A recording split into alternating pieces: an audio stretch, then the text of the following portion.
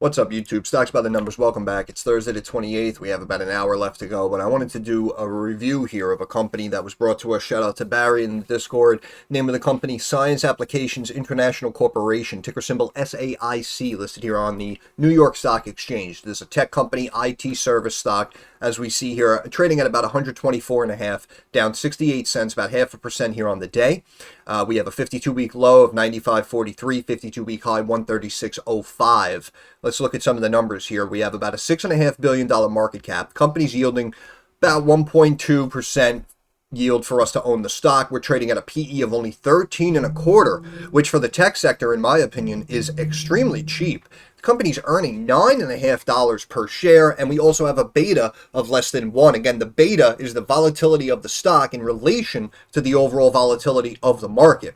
As we see also, looking at EPS estimates, analysts expected it to start trailing downward, and we actually have EPS trailing upward, coming in above 23, almost 17%, 26 and a third, 34.5% above analyst expectations on the EPS side. So obviously we can see that this is an extremely profitable business. Let's get into the numbers here. We go back quarterly here. We can see 1.9 up to 2 billion, down to 1.78, back up to 1.9.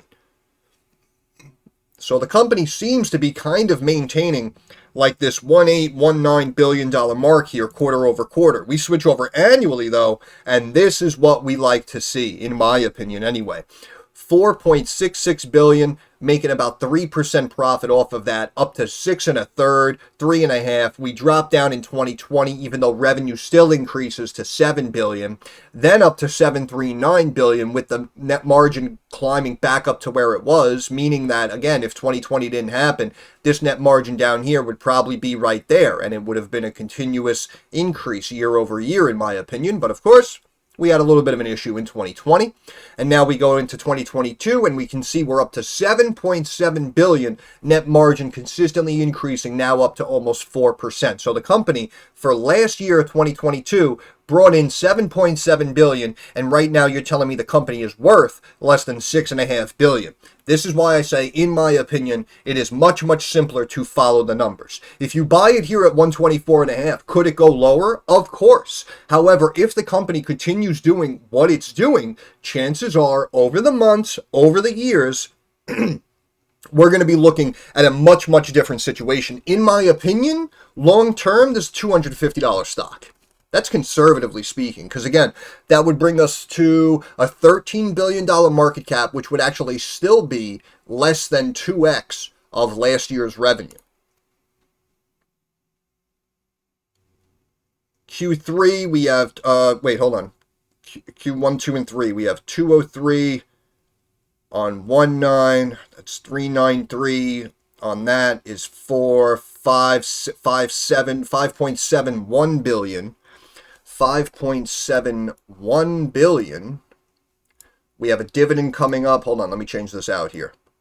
We have a dividend coming up soon, right? Usually when a stock pays out a dividend, the stock does usually tend to go down a little bit because Wall Street sees that obviously they're paying money out to shareholders. So technically the company has less money on hand, so it's technically less valued on paper, right? And moving here, estimates drop down to 1.63 billion. So that's actually a low ball. That's the lowest we've seen going back here the last 5 quarters. So obviously with a low ball like that, this is an interesting situation now because I didn't look at these estimates, but with a low ball like that, if they actually happen to miss, I have a feeling that they might actually get beaten up.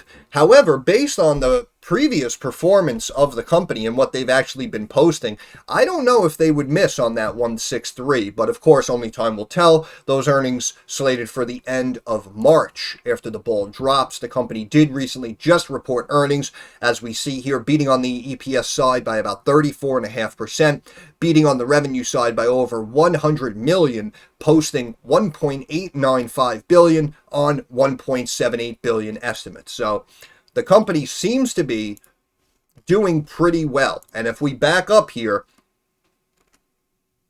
I just want to show you, obviously, where we came from here down into the 30s. Now the stock is just obviously up, significantly more than that over the years, but we can see long term, it does almost look like we're in this long-term rising wedge here. I drew out a couple of different trend lines here on the top, but you guys obviously could see the overall upward rising channel. You can see the tightening taking place here as we approach the apex.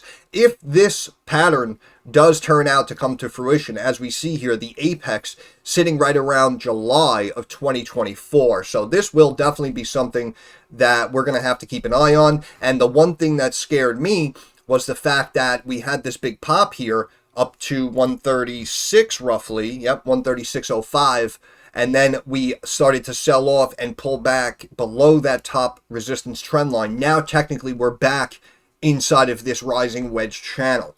So we have to see now if we break out back above this line, and obviously have to reevaluate our technicals. But in my opinion, I actually think it might calm down for a little bit. And technically, the bull is dropping, and we have about a week and a half, 2 weeks here before this dividend, before the X date anyway. The X dividend date, January 11th. The X dividend date is the date that you have to be on record for holding shares in order for you to receive this dividend, which is going to be paid out the end of January. So obviously, I'm not exactly sure how this company is going to react going into January.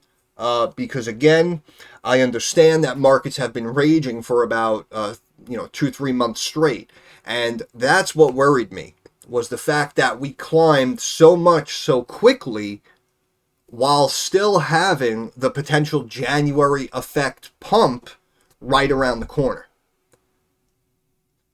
So again, right now, I'm not really trying to predict, but based on how far we've run just in the last 2 months, we could potentially have like the first week of January be great, and then all of a sudden everything starts selling off and coming back down to earth. So unfortunately, we're going to have to wait and see how this one plays out, and the market overall, really.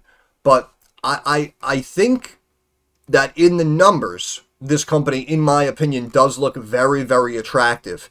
And as we see here, obviously they talk about the services, IT, and all that stuff. But look, the firm's key customers include the Department of Defense, NASA, U.S. Department of State, Department of Justice, Department of Homeland Security, and several sensitive intelligence community agencies.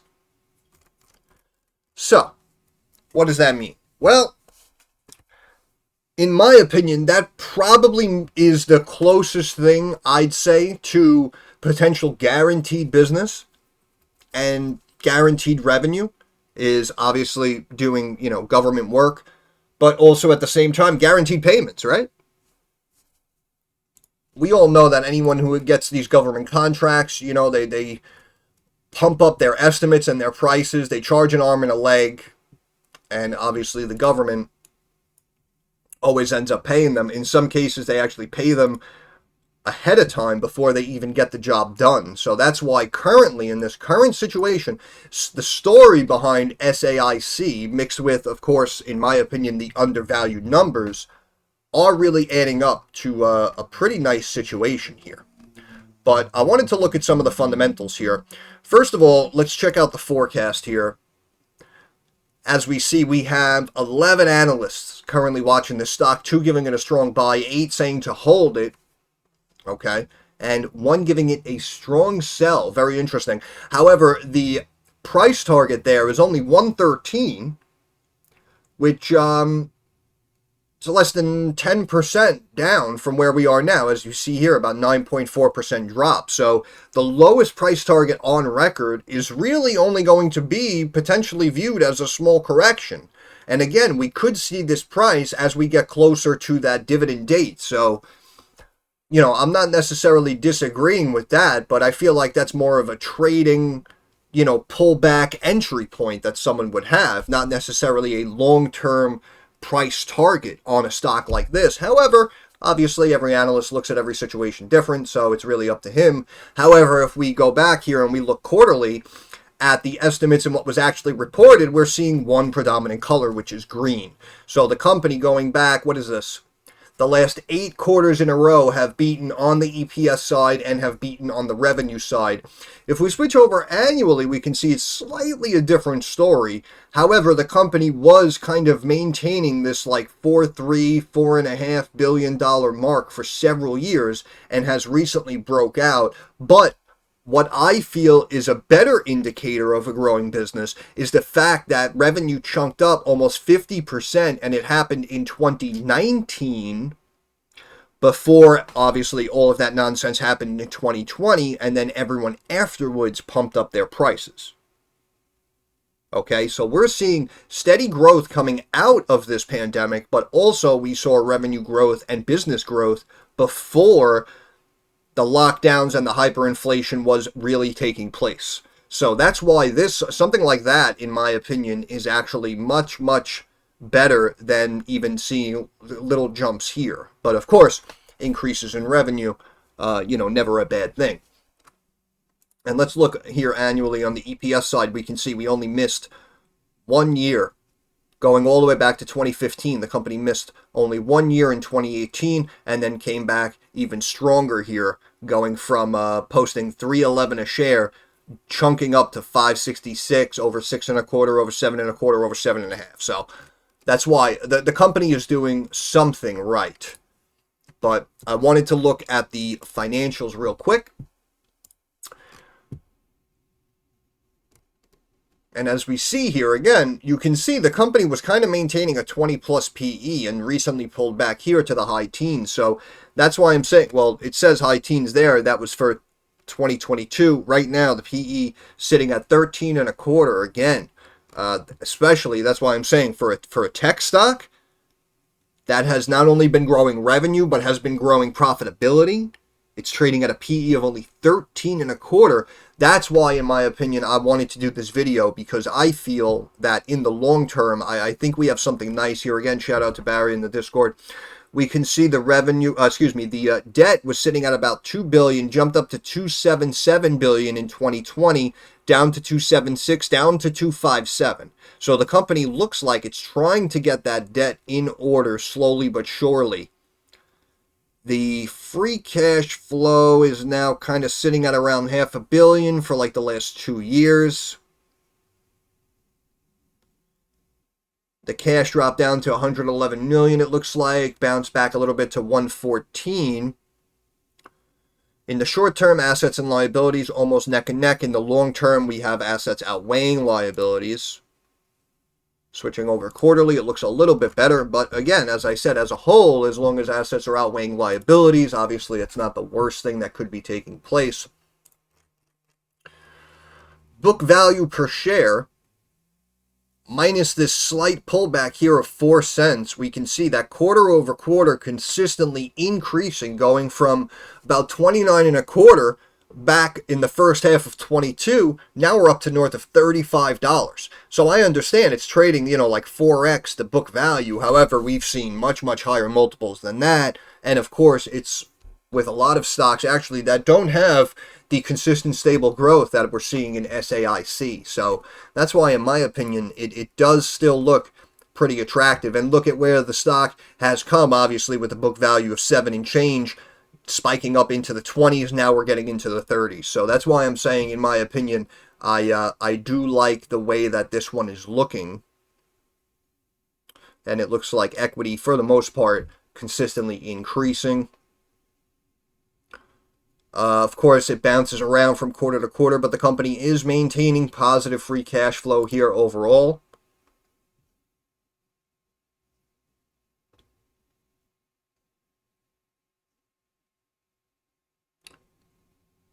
Yeah,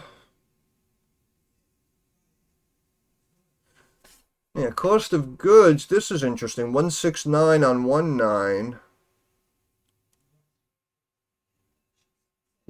Yeah, no, I guess that's in proportion. It's a little bit lower than where it was back there when they posted about 191. But we can see the gross profit, which of course is revenue minus cost of goods sold, is now back slightly above 200 million, which seems to be basically the highest level it's been going back about the last 18 months. Operating expenses seem to be in line, basically, with the mean average going back the last several quarters. So this is why, again, in my opinion, the fundamental, especially when we're talking about a longer term investment, that's why I say, in my opinion, it is definitely more about the fundamentals as opposed to the technicals. I'm sure there are people out there who may disagree with me, but, again, this is just my opinion. This is just the way I look at it. Again, the PE sitting here at about 13 and a quarter, not the lowest it's been. However, going back several quarters, we can see this was high teens, low 20s. So that's why with the stock sitting here now at the PE of 13, we could potentially say, it's fair to say that the stock is undervalued. Price to sales, not even at 1 yet. However, currently, this is the highest it's been going back the last 18 months. Price to cash flow sitting roughly at 14. So again, this is the highest it's been really in the last 18 months, around there. Price to book up to 3.5. That is essentially the highest it's been going back the last 18 months. Enterprise value, about 33% higher than the current market cap of the situation here. The return on assets, the highest it's been. Same thing with the return on equity. Same thing with the return on invested cap. Actually, let me switch over annually here for this. Yes, so we can see going back the last several years here, we can see the return on assets sitting now above 9%. The highest was almost 8.6%. So that's a pretty good sign. The return on equity, as we see, was significantly higher, dropped down into the low to mid-teens now and just jumped back up to north of 29%. So that's a pretty good sign. The return on invested capital is basically the highest it's been going back to 2017. Gross margin percentage now up to double digits. But look at the stability, though. You understand what I'm saying? Just maintaining these levels. This, in my opinion, are the type of companies that you should be looking for and investing for, especially in the longer term portfolio. This, in my opinion, is what you should be looking for. Operating margin percentage now up to 7.6%. That is the highest it's been going back to, 2016. EBITDA, earnings before interest, taxes, depreciation, amortization, up to a little over 9.33%. As we see, that's the highest it's been going back to the 2015. Net margin percentage approaching 5%. That's the highest it's been going back to 2015. No current inventory turnover. However, we can see increasing year over year like clockwork. The asset turnover did dip down. I will say that. The asset turnover did significantly dip down. However, in the last 2 years, does seem to be climbing back upward. So that probably is potentially, one of the few negatives that I'm seeing here.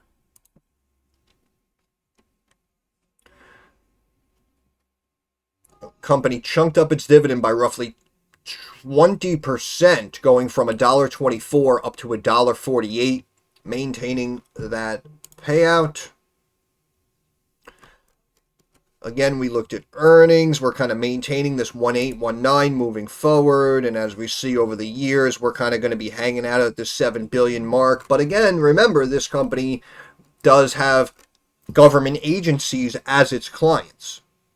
So at any time, there could be a new project or something that they need them to do, and all of a sudden now, this for 2023, they come in at like 9 billion. 2024, maybe they're above 8 billion, right? We don't know exactly what's going to happen. But the overall growth is something that cannot be denied. Basically, every sector going up here, except for time and materials segment, if we will. And again, year over year, just consistent increases in revenue growth with potential plateauing coming soon. However, again, overall, in my opinion, I do like this stock. And if I was to personally begin to build a position here, and then, 6-7 months, let's just say it does happen to break and drop down into the low hundreds, well, like I always say, if I like it at 125, I'm going to like it at 105. But let's switch over here. Let's look at stock charts very quickly, and then I'll let you guys go. As we see here, the company recently on the daily pulled back below the mid-Bollinger Band. However, after the stock popped here up to new highs with these earnings coming out and now it kind of consolidating down into this channel, what happens is, as I told you, when we have a pop like that, our Bollinger Bands balloon up and down. And now, because the stock was so much higher value than the bottom range back here in early December, now you can see the bottom Bollinger Band is climbing up and is now actually slightly higher than the 50-day moving average itself. So that's why on the daily, now we have multiple resistance levels to keep an eye on. We have our bottom Bollinger Band that it has to break first before, we can say it's really selling off and going bearish. We have the 50-day moving average that it could potentially sell off, but then bounce off of and climb back higher. And then, of course, worst case scenario, you have your 200-day moving average that could play as support and then could have the bounce back up to the 50-day potentially. But the MACD was climbing very nicely. Again, it had that explosion there after earnings and then recently crossed about 2 weeks ago, and has since kind of looked like it's been selling off and dropping down. RSI sitting at about 55.5.